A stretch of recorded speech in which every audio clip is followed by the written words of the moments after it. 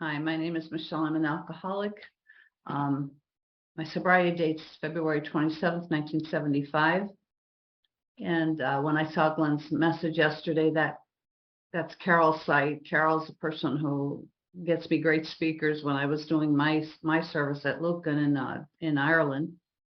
And I hadn't spoke for a while, so I thought it was a good thing to do, because I know that for me, service is a little bit harder now with Zoom than it used to be. I can't set up tables and clean coffee pots and things like that.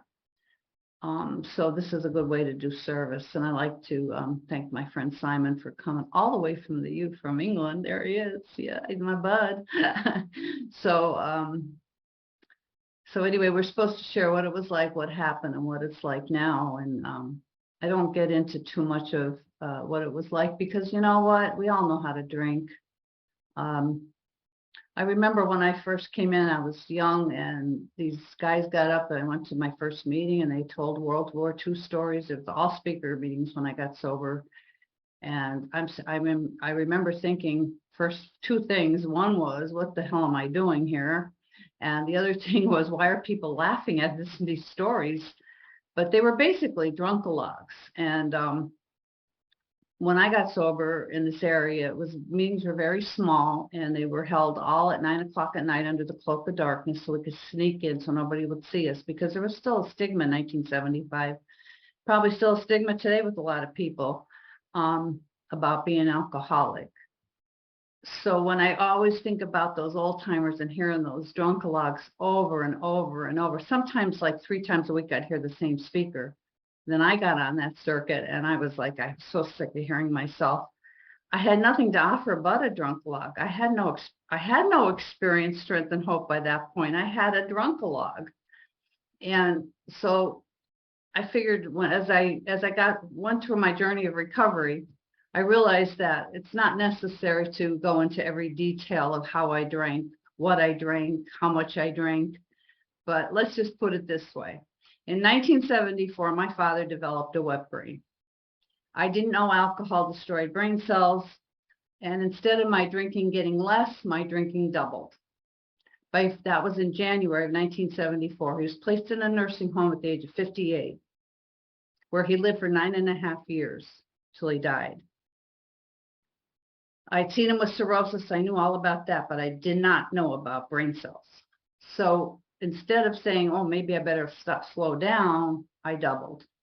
And I guess right there and then, my progression of alcohol just took off like crazy. I never used anything else other than alcohol. I'm probably a dinosaur by most people's standards today, but alcohol still worked. I was terrified of drugs, to be honest with you. In 1975, the hippy dippy generation was like, I was in the middle of all of that, and I had a brother that was doing all that. But for me personally, I was really terrified, because that kind of was the way I was. My whole life, I was terrified. I was so full of fear. And even though I was drinking illegally because I was underage, it wasn't the same as using drugs. So that's why I never touched them. Anyway, I wished I could tell you some fantastical story about what happened and how I had this great awakening on February 26, 1975, but it didn't happen that way. All I know, when I look back at that night, it was typical Wednesday night. My husband played cards. My friend came over. I already had drank a quart of vodka before she got there. She was not a drinker. And I started telling her all the way I was drinking and how much I was drinking and how I was throwing the bottles over. We lived along the river. I used to throw the bottles over, second floor apartment, over the riverbank. And she's like sitting there going, I don't know anything about alcohol or alcoholism. She said, why don't you tell John, my husband's name is John, why don't you tell John this? I'll wait for him to come home. My husband came home, and she said, hi, John, bye, John. And you know how, I don't know if it's ever happened to you, but you're telling a story and you're like, why am I telling this person this thing? Well, that's exactly the way, even though I was in a blackout when I told her, I had not drank now for several hours, so it was starting, I, of course, was coming out of the blackout, and I still went ahead and told my husband everything. still don't remember everything of that conversation, but he filled me in later on. And he said to me, so what are you going to do about it? And I said, oh, I'm going to AA. And the only way I knew about AA was a movie called Days of Wine and Roses, which was made in 1962. And I probably saw it on TV. I don't remember. Oh, geez. I'm about to tell my...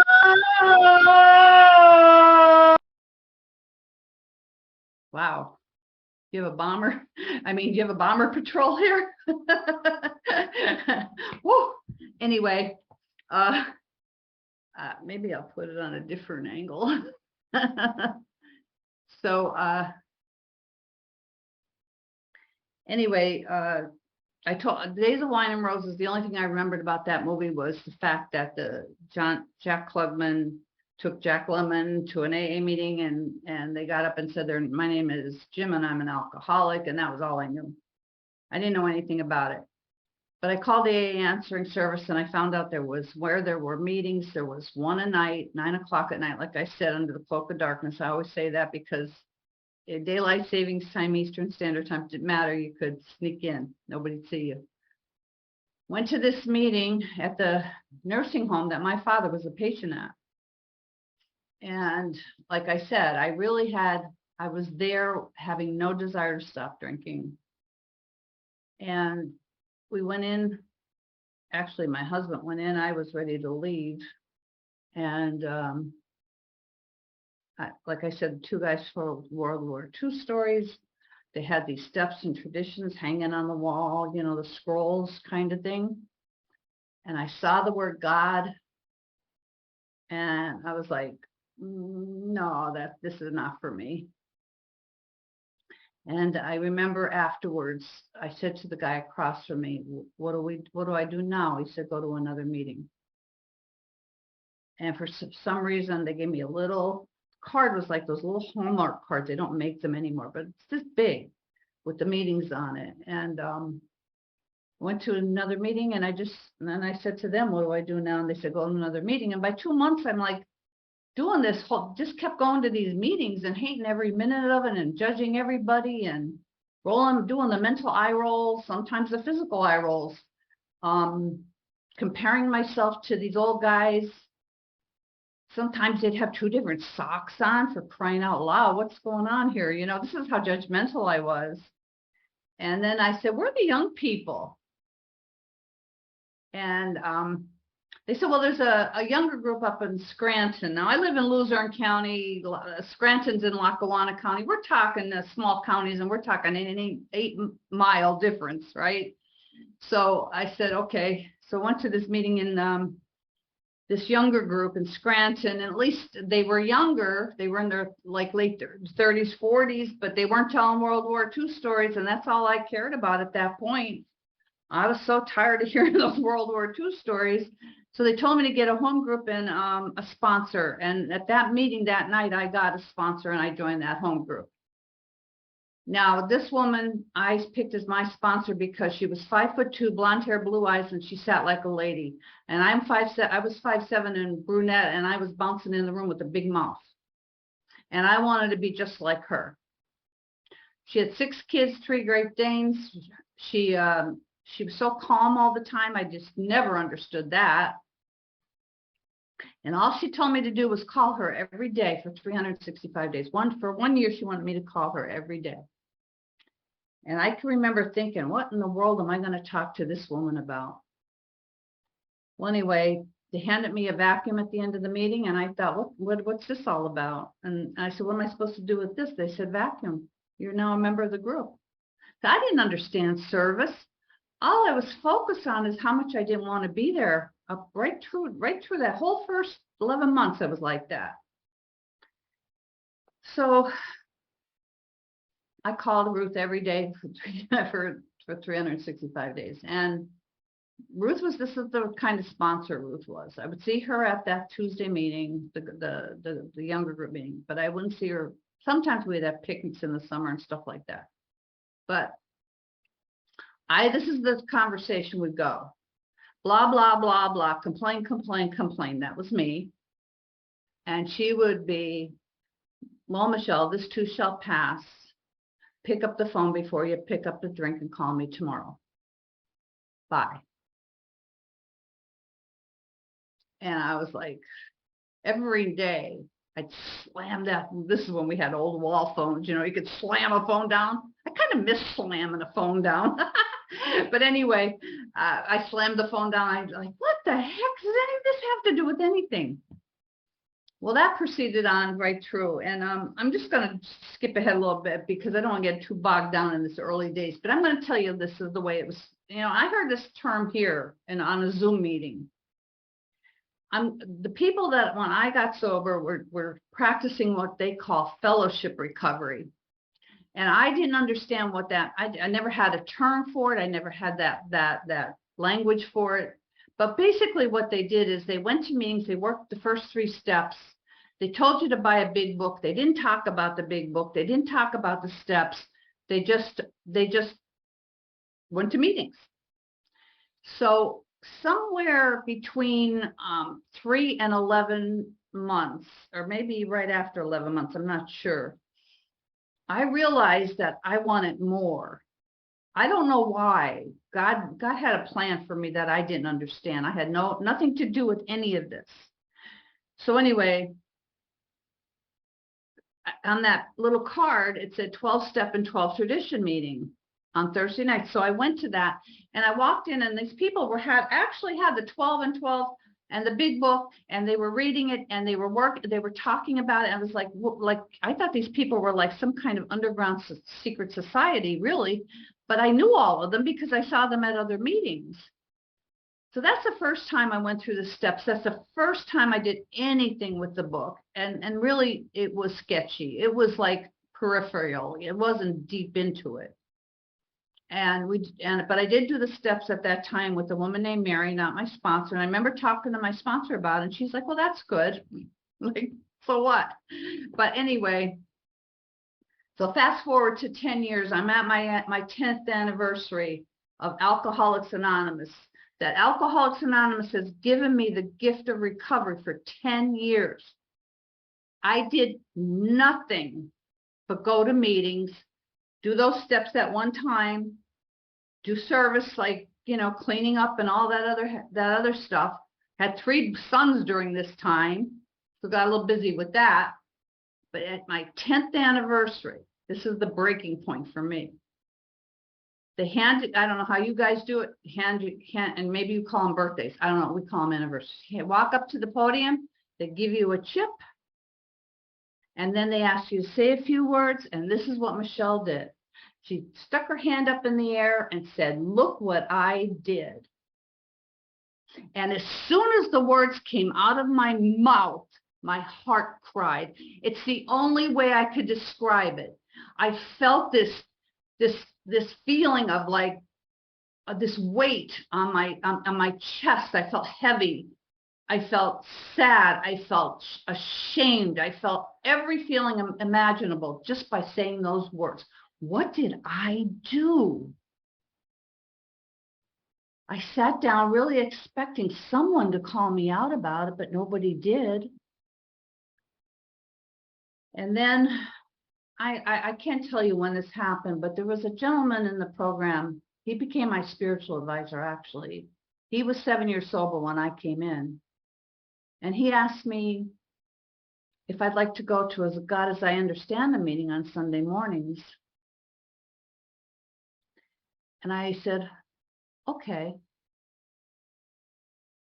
I didn't want to get up and drive to Wilkes-Barre at 10 o'clock on a Sunday morning because I'm lazy.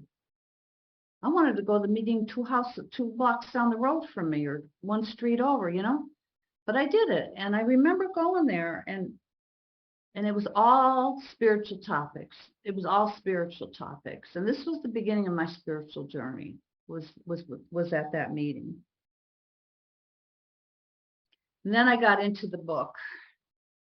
And, you know, I didn't even understand like about the phenomenon of craving. When they used to say to me, the first drink gets me drunk, I used to laugh at them in my head. I never did it. See, I was always Susie Sunshine, Miss AA. I wasn't going to tell you anything. So, but the phenomenon of craving and how the first drink gets you drunk. And if I don't take the first drink, it's not going to set off that craving and I'm not going to want to continue drinking. Nobody had really explained it to me. They just said the first drink is the one that gets you drunk. But with John, and I used to go early, I used to go almost an hour early to that meeting, and we'd sit there and we'd talk about the book, we'd talk about the 12 and 12, but most of all, we talk about our higher power, whom I choose to call God. So after the phenomenon of craving, then the doctor's opinion, and I really got into the book and I start reading about this, it's so easy to understand that, you know, if I don't put it in, I'm not gonna have that craving. So then I had to relook and revisit all my steps again, because I remember thinking if the way I did them that time,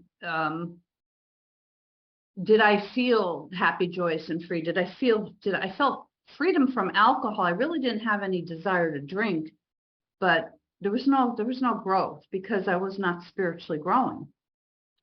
So anyway, we went through the steps again, and I know that the first step is the only one I had to take 100% without any reservations. Apparently, I did do that without even realizing it because I haven't drank. But then, you know, when they asked me to, you know, came to believe in a power greater than myself could restore me sanity, I didn't like the words. Like I didn't like thinking I was insane, but I realized that meant basically I'm insane when it comes to drinking.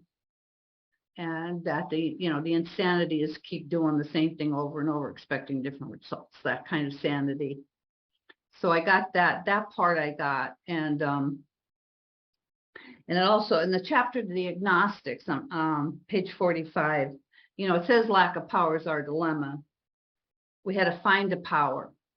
We had to find a power which we could live in. There had to be a power greater than me. And the old timers would say, to make that coffee cup your higher power, make that doorknob your higher power. And I was like, that's the dumbest thing I've ever heard. The power had to be, if a coffee cup has more power than me, I'm in big trouble. That's the way I looked at it. First, it was the group of drunks, the people in AA, and then it became my higher power, whom I choose to call God.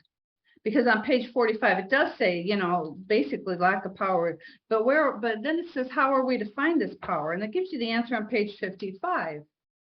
Because actually, we're fooling ourselves, for deep down in every man, woman, child is the fundamental idea of God. So deep down inside, and it was deep down inside in me, I have to be honest, it was really deep. But I was able and willing, you know, and I really believed the only thing I had going for me was two things. I'm sorry, not said the only, but there was two things. One, I stayed, and number two was I had little tiny bit of willingness, just a little tiny bit. So when I came to the third step, to make a decision to turn my will and my life over to the care of this higher power, now this God, all of a sudden that I'm looking at it in a different way. I'm not looking at a God in the heaven. I'm looking at a God in every single human being on earth. That was a big change for me, because I was raised as a Methodist. I was never taught that God was evil, punishing, or going to, you know, damn me to hell. I felt that way, but I was never taught that.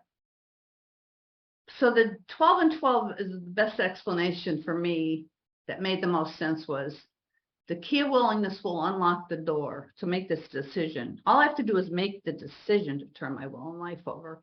The key of willingness will unlock the door, but self-will will slam it shut. So I have this key of willingness.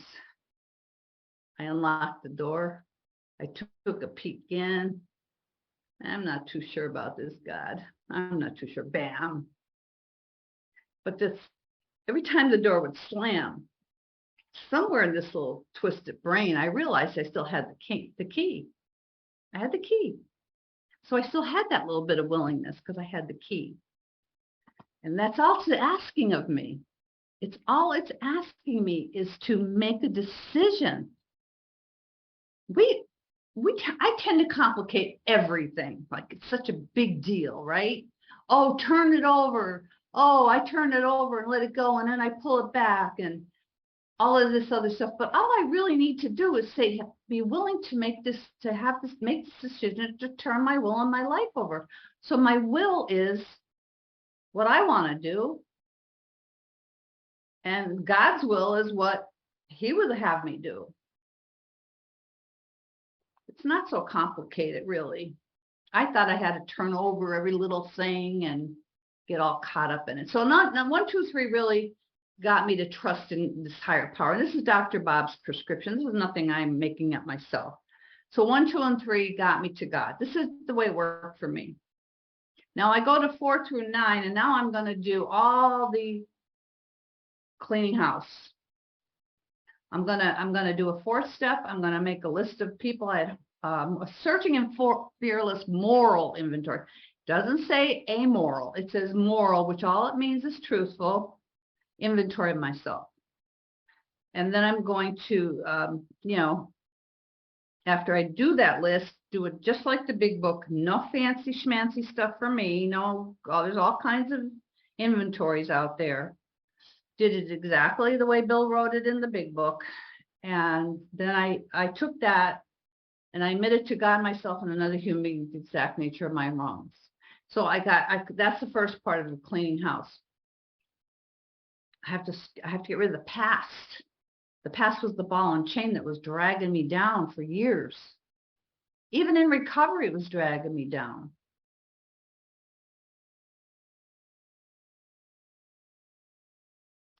So then I'm pausing a little bit because I have a tendency to talk very fast, and because I'm a little high strung, in case you haven't figured that out yet. But I like to slow it down a smidge. So now after I clean the house the best I can, and truthfully, I found out I didn't do such a horrible job that first time. I may have omitted some people, places, or things, but I didn't do a horrible, horrible job. But I didn't do searching, and it wasn't real searching. It was kind of people that just popped in my head right away. But it was okay. It was okay. So now it says, we're entirely ready to have God remove all of these defects of character. Well, this is a step that I cannot do. I don't have that power to get to, it says we're entirely ready to have God, not me, remove. So I had to put those character defects in the hands of my higher power. Now, for me personally, I felt like there were some character defects like that were blocking me from the sunlight of the spirit. So those, maybe I had to work on selfishness, dishonesty, self-pity, things like that. But that was all made very aware to me in that 4th and 5th step, that they were my character defects. And that was my part in a lot of what was going on with how my relationships were with other people, was my selfishness. But I cannot, it just says we're entirely ready to have God remove. So I have to put these in God's hands. I have awareness of them, and then I can look at them. But if I think I can actually get rid of them myself, I'm deceiving myself. I'm going to have character defects for the rest of my life. We're human. I mean, I can't imagine not having a character defect. And that really took a lot of pressure, because the 6th and 7th step to me are very, very important. A lot of people used to call them the forgotten steps. I think it says in the beginning of the 12 and 12 and the 6th step separates the men from the boys, because it was a very sexist book written back then. But anyway, it does. They're very, very important steps. And then humbly ask him to remove our shortcomings. Again, humbly ask him. And a lot of people get the word humbly as humiliation. I did too, and I don't know why. As I look back on it today, I think, why did I ever think of that as being humiliated? But anyway, I'm going to humbly ask him to remove. I have a lot of shortcomings. I still have a lot of shortcomings. But basically, character defects and shortcomings are the same thing. But, you know, Bill W. wrote a lot of literature, you know. He wrote a big book that he never was not a writer. So he used to use the same, different words for the same thing, basically, a lot of times. But maybe there is a difference. I haven't looked it up recently in the dictionary. So now I'm trying to free myself of self. Is basically self has to, you know, it has my ego. They used to say ego deflation and death. Well, my ego needed to be smashed. And this is the steps that we're going to do it, because now I'm giving these over to my higher power, whom I choose to call God. And now I can move forward to the 8th step, make a list of all persons we had harmed, and make direct amends wherever possible, except when to do so would injure them or others. Because I made the list of all persons I had harmed through my 4th step, but I still had people that I had to add to that 8th step because I didn't have a resentment against them, but I did harm them. I'm going to use this example. I remember when they said, somebody told me, I don't remember, it was probably that first time, I don't remember, but it was like, well, your father and your parents aren't on your list. And I'm like, you don't tell me you don't have a resentment against your father. I mean, I talked about my father more than I talked about myself when I first got sober. So I put my father down on my resentment list, and my mother I put them down on my resentment list. But when it came to making amends, I didn't see any need to make amends to my father. And I really had a problem with that when I took them off the list. I gave the first woman married the list of my list, and she's like, "Where's your father?" And I said, "I don't need to make amends to my father. I didn't do anything to my father."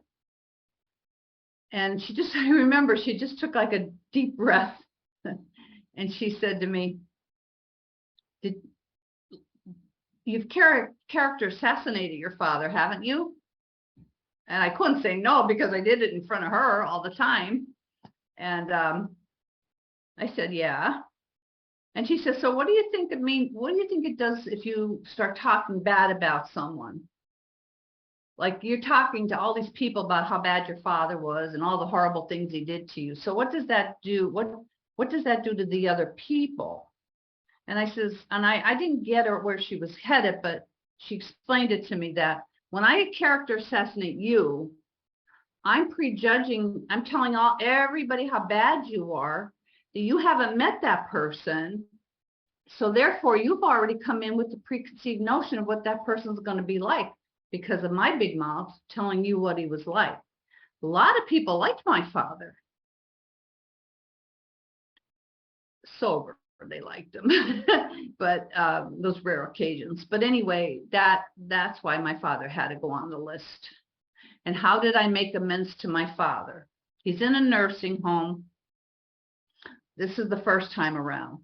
He's in the nursing home. He has been given Thorazine. He's doing the Thorazine shuffle. He doesn't communicate anymore. He basically, he was just there, and he was just walking the halls. So I thought, how am I going to make amends? He's, you know, I didn't understand. Well, she said, "You'll figure something out." And what happened was, I was in maybe a grocery store or candy store. I don't remember now because we sell candy in grocery stores, of course. But anyway, there was this box of chocolate covered cherries, and my father loved chocolate covered cherries.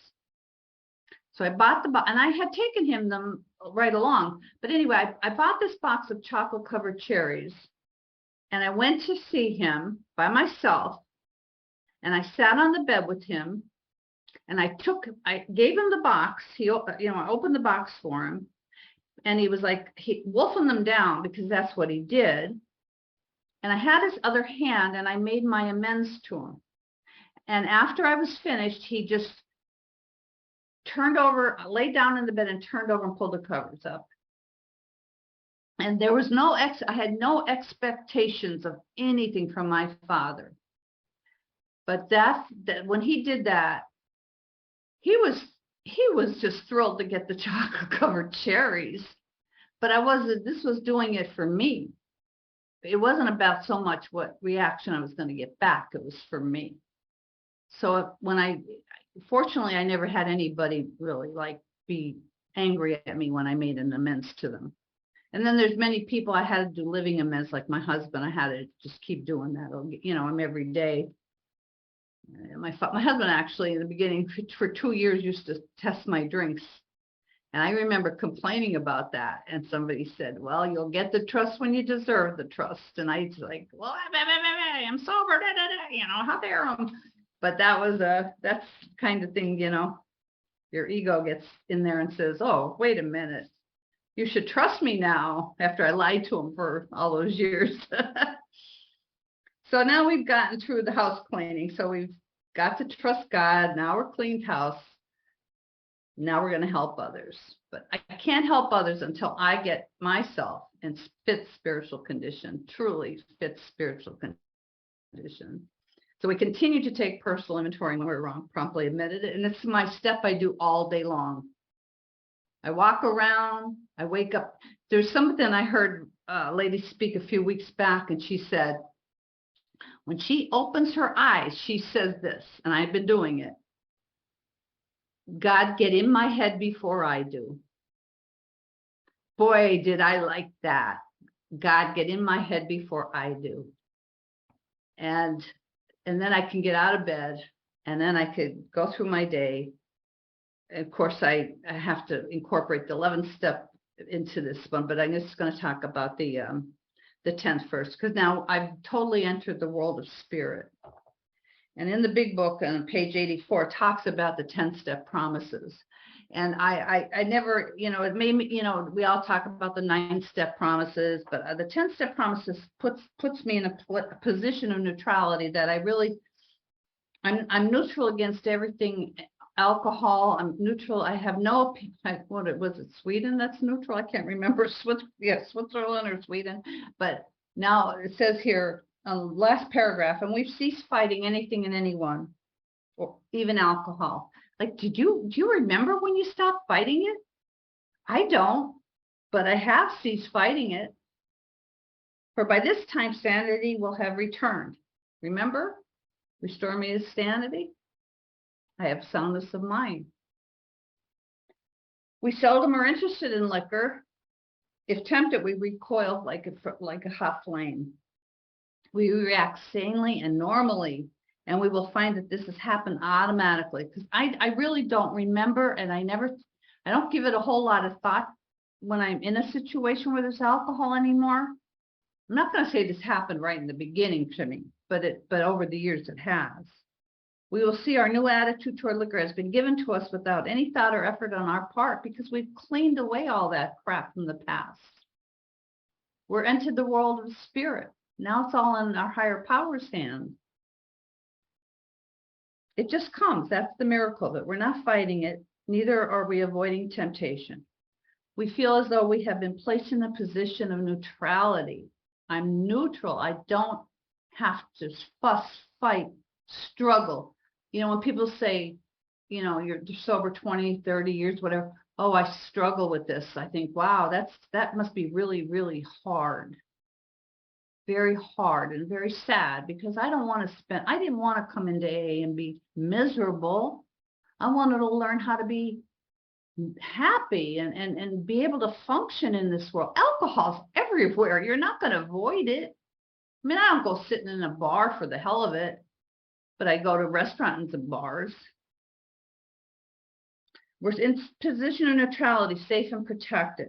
We have not even sworn off. How many people in the old days used to do these pledges, 5-year pledges, whatever? Instead, the problem has been removed. It does not exist. We're not neither cocky nor afraid. This is our experience. This is how we react as long as we keep in fit spiritual condition. And then it says that it's easy to rest on our laurels and let up on the spiritual program of action. There is no spiritual part of Alcoholics Anonymous. It's all spiritual. That's my belief. So when I do the 10-step all day long, I feel this if I hurt someone, if I'm rude to someone, if I whatever, if I yell at my husband, which I do frequently, and he yells back, and it's hurtful, I have to make amends immediately, because I'm going to tell you, people, I have found a peace that passes all understanding, and I am not putting my head on that pillow with any crap in my head anymore, because that's the way I used to go. You know, I'd be in bed and blah, blah, blah, this happened, that happened, never took care of anything, never. I had insomnia for years. For years I had insomnia, but I don't do that anymore. Once I found this peace that passes all understanding, I said, you know what? Now I have a choice. I'm either going to give it to you or I'm not.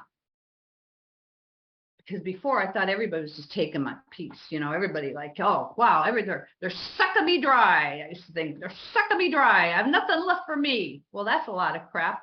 Put it back. Take it back. Don't give it away. That's what I learned. It can still be healthful. You know, the other thing they used to say was the selfish program, and I used to hate that. That's what it means. Taking care of me. Taking care of me. Because you know what? I'm one of God's children too. God put me on this earth for a reason, and God loved me enough to put me here. And I dare not say that I'm a piece of crap and I'm not worth it, because I am worth it. And so are all of you. Then we move on to the 11th step, which is kind of this is the God as I understanding, sought through prayer and meditation to improve our conscious contact with God. So how you pray, how you meditate is none of my business. And I never tell anybody I sponsor what to do. And in prayer I don't tell my sponsees what to do, period. But in prayer meditation, I was always told, you have to get down on your knees, you have to do this, you have to meditate for X amount of time. And my head was going, because get down on my knees and my back hurts, my knees hurt, blah, blah, blah. I go to this person and I say, you know, I can't do that. Oh, well, you're not humbling yourself before God. And I'm like, wait a minute. I was raised in this church that nobody got on their knees. It was not part of my church. I'm not saying there's anything wrong with it. I've come to the decision for myself that God honors my prayers wherever I say them, however I say them. The fact that I'm saying them is humbling myself before my God. That's the way I see it. I live in by a beautiful lake. I have a beautiful, well, right now it's a mess. It's all changing back here, but a mountain behind me. I watch the deer. I watch, you know, whatever. The swans on the lake, the ducks on the lake. I find peace there. And if I say prayers there, I say prayers sitting in this room, it's fine. Meditation, the same thing. There's no right or wrong. I was so caught up in that I had to keep myself quiet and still. I'm never going to be quiet and still. I'm not wired that way. I'm old now. I'm 72 years old. There's no way in hell I'm going to change. I mean, you know, the old can't teach an old dog new tricks kind of thing, but my head is busy. My brain is very busy. So somebody gave me this little suggestion. Why don't you just let all the thoughts come in, and eventually it'll become one note, like one musical note, like the Om, you know, yoga. Well, that worked. That worked for me. Here I struggled. I'll transcendental guided, all these kind of meditations drove me absolutely crazy. But that worked. Because it says, you know, there's two directions on page 86. I'm not going to go reading them, but they put the night before the day. I don't know why. But I do look at the 24 hours ahead for me when I wake up in the morning, and what God's will would be for me today. I don't really know God's will 100%. Nobody does. But I do know that he wants me to be the best human being I can be, to become more God-like. I'm never going to be God, but be more Christ-like, be more God-like, whatever you want to use. And then when I retire at night, I go through my day. Did I do anything that was, did I start a resentment? Was I selfish or dishonest? do I owe an apology? But you know, if I did it in the 10th step, I'm not going to take it to bed with me at night. And on those rare nights that I have that brain going, there's another little trick I heard about, was called the Golden Key by Emmett Fox. And it says that if anything comes in my mind, to just take it out of my mind and think about God. Well, the first night I heard that, of course, I went to bed and the head's going a little bit. And I was like, oh, let me try this.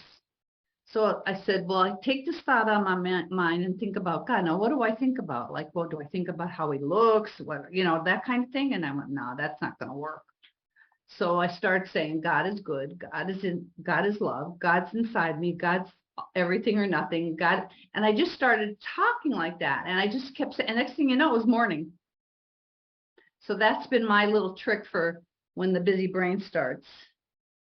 And then we're going to go into helping others. And that's the 12th step. Having had a spiritual awakening, and mine is definitely of the educational variety. And I'm very grateful for that, because if any white big flashing light came or whatever, I'd probably run for the hills. But you know, that was my spiritual awakening, was educational. I bought the book William James, Varieties of Religious Experiences. So deep, I was like, what am I, out of my mind? I can't read this book. But but anyway, I'm glad it's of the educational variety. And also my greatest service to Alcoholics Anonymous, it might not have been so great for other people, but for me, has been sponsoring people, sponsoring women. I didn't even sponsor any women until I had 10 years of sobriety, because nobody wanted what I had. And they were very smart people that didn't ask me, because you remember, look what I did. So the first person, I think I was almost going on my 11th year when she asked me. And I remember thinking back on it, and by the grace of God, that woman stayed sober and had nothing to do with me. And as a matter of fact, the first, I don't know how many women stayed sober, and I always said it was nothing to do with me. And I remember that I used to put that sponsor, because I had several sponsors over the years because of situations, not because anything negative, but I used to always put them on this pedestal. And I had this one sponsor who said to me, get me off that damn pedestal. She says, you put me up there just to knock me off. Yeah, we do that. Like, wow. You don't even think about it, but we do that. You know why? Because it makes us feel good when we can knock those sons of guns off of the pedestal. And I remember that, saying that. So then I had I think I had like 7 sponsees coming over to my house for lunch, and they were in the dining room, and they're saying about Michele this, Michele that, Michele this. I was like, whoa, my head was blowing up. It was getting bigger and bigger. I was in the other room. I was getting something upstairs or what. I could hear them. And I came down and I thought, holy mackerel, my head's not going to fit through the door, because I was getting all puffed up with the ego, right? And I walked in the room and they all looked at me with these big smiles on their faces. And I said, hey, guys, would you do me a favor? And they said, sure, anything. I said, would you knock me off that damn pedestal? And they all like looked aghast when I said it. I said, because you know, there's 7 of you here. So why don't you just do it all at once? Because just get it over with. Now, they didn't really get what I was saying until later on, but it was really good for me to say it, because the ego, the head started coming back to right size. I need to keep myself right sized. Now, what's my life today is married 50 years this past June to my husband, that I told everything to. Been together for 54 years, have 3 sons and 3 granddaughters. I am still very active in Alcoholics Anonymous, mostly on Zoom. I did go back to some in-person meetings, but unfortunately we keep getting these little mini COVID outbreaks, and my husband has a heart condition, and I'm not going to chance it. Zoom has been a lifesaver for me in so many ways. I've learned so much from so many people, new, fresh information, dug into the book a lot, taking people through the book. And I just love Alcoholics Anonymous. I have loved it even though I didn't know, I kept going to those meetings. I didn't love it in the beginning, but once I started loving it, I have never stopped loving Alcoholics Anonymous. So if you are new or if you're struggling, the best suggestion I can give you is just stay, because that sponsor who said this too shall pass, she was right. Everything passed. And I've gone through some tragedies and hard times in my life, trust me. But I want to thank Glenn for allowing me this opportunity to come and share with you today. And thank you. Have a great day.